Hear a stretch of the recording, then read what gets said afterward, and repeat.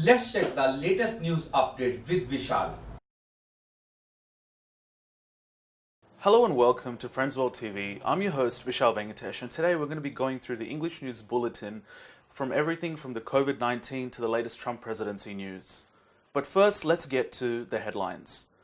The car company Toyota has been sued over a Darwin woman's traumatic injuries caused by faulty airbags. Victoria recorded 95 new cases of COVID-19 infections on Saturday, which is the first double-digit increase for the state in over 2 months, and a further 18 deaths. The LGBTQ conversion therapy has been banned in Canberra as sexuality and gender identity conversion practices bill passes in the parliament. Dam managers monitor catchments in southern New South Wales as they approach levels seen before the 2016 floods. The Black Panther actor Chadwick Boseman has unfortunately died at the age of 43 due to colon cancer. J.K. Rowling returns Human Rights Award over a transgender backlash. China has approved an experimental vaccine being developed by state-owned pharmaceutical giant for emergency use in high-risk groups such as the medical staff. Hurricane Laura in America, the victims of this hurricane may go weeks without power as deaths climb to 14. Dead dolphins blamed on oil spill as thousands protest against government inaction in the country of Mauritius. And Michelle Obama calls out the White House's systemic racism in a Twitter post. But first to the Toyota airbag issue. One of the world's largest car manufacturers is currently being sued in the Northern Territory over a faulty airbag that severely injured a Darwin woman 3 years ago. In April of 2017, the then 21-year-old woman became the first person in Australia to be injured by shrapnel fired from a malfunctioning Takata airbag when her Toyota RAV4 was involved in a minor traffic accident in the suburb of Karama. Faulty airbags have been linked to dozens of deaths and also hundreds of injuries worldwide. Millions of vehicles have been recalled globally to rectify the airbag fault. Now to the Victorian COVID-19 update. Victoria has recorded 95 new COVID-19 infections just last Saturday, which is the first double-digit increase for the state in nearly 2 months, and a further 18 deaths. The last time the numbers were in double digits was on July the 5th, when 74 cases were recorded. The number of active cases in the state fell to 2,983, the first time that the figure has fallen below 3,000 since late July. A bill seeking to ban the LGBTQ conversion therapy in Canberra has been passed in the ACT Legislative Assembly, with the Labor MLA and Uniting Church Minister Gordon Ramsay choking back tears in the chamber. From early next year, conversion practices used on protected persons will attract up to a 1-year jail term with also an additional fine of $24,000. The bill was amended after concerns that it would allow kids to actually sue their parents. The ACT's Attorney General, a former church minister, choked back tears as he spoke to the chamber in his opening and closing address. Water New South Wales is closely monitoring dams in the south of the state as water levels approach those that has been seen the levels before the 2016 floods. Burrinjik Dam is currently at the moment at 82% capacity, which is up from 46% just 2 weeks ago. 430,000 megalitres of water flowed into Burrinjik Dam in August, the dam's fourth highest monthly total in over a decade. And Water New South Wales staff are preparing for the possibility of a spill. Hollywood actor and the Black Panther actor Chadwick Boseman, who played black icons like Jackie Robinson and Jack Brown before finding fame as a regal Black Panther in the Marvel Cinematic Universe, has unfortunately died of cancer. He was 43 years of age at the time of death.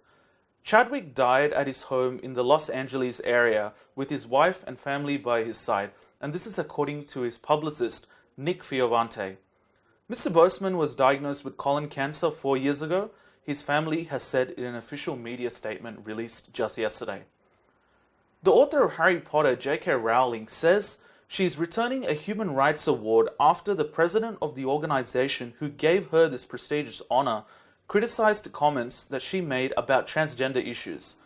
J.K. Rowling was handed the award in December by Robert Kennedy Human Rights Organization. The president of the RFK Human Rights has since claimed that Miss Rowling's views were attacks on the transgender community. Miss Rowling has also described accusations that she is transphobic as to be false, misleading, and also incorrect. Now to the COVID-19 vaccine update.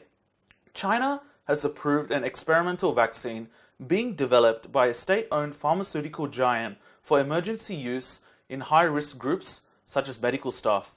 Meanwhile, Berlin police have disbanded a mass protest against the COVID-19 curbs after marchers in the German capital failed to keep their distance and wear masks.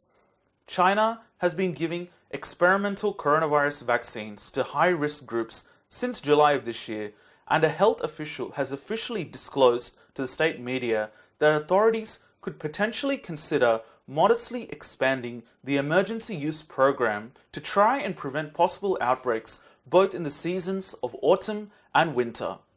More than 24.77 million people have been reported to be infected by coronavirus globally, and 837,879 individuals have unfortunately died of this infamous virus, according to the Johns Hopkins University's report.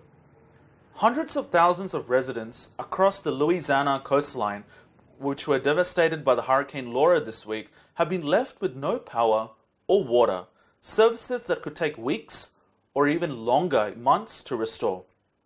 8 people have died from carbon monoxide poisoning due to the unsafe operation of generators. More than 600,000 homes and businesses were also left without power. US President Donald Trump is scheduled to visit the region coming Sunday. Thousands of people have protested in the capital of Mauritius over the government's handling of an oil spill from a grounded Japanese ship and the alarming discovery of dozens and dozens of dead dolphins in recent days. The frustrated residents marched peacefully through Port Louis a month after a ship struck a coral reef offshore and later cracked and spilled around 1,000 tons of oil and fuel into the fragile marine areas. At least 39 dolphins have been pronounced dead, and they have all washed on shore.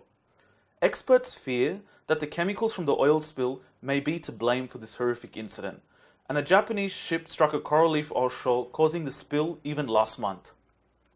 Former First Lady of the US, Michelle Obama, has accused the White House of stoking racial divisions in the wake of the recent police shootings against black people, but she said the protests during the last 3 months were opening eyes and rattling consciences and leading the nation to actually change. Ms. Obama said she was exhausted and frustrated by the ongoing inequalities in America, but protests against racial inequality had given her hope. On Friday in the US, thousands and thousands of people joined a march on the 57th anniversary of Martin Luther King Jr.'s I Have a Dream speech. That's all the news for this week. I'll see you next week. Stay tuned to the English News Bulletin and stay tuned to Friendsworld TV for more around-the-clock news. Thank you.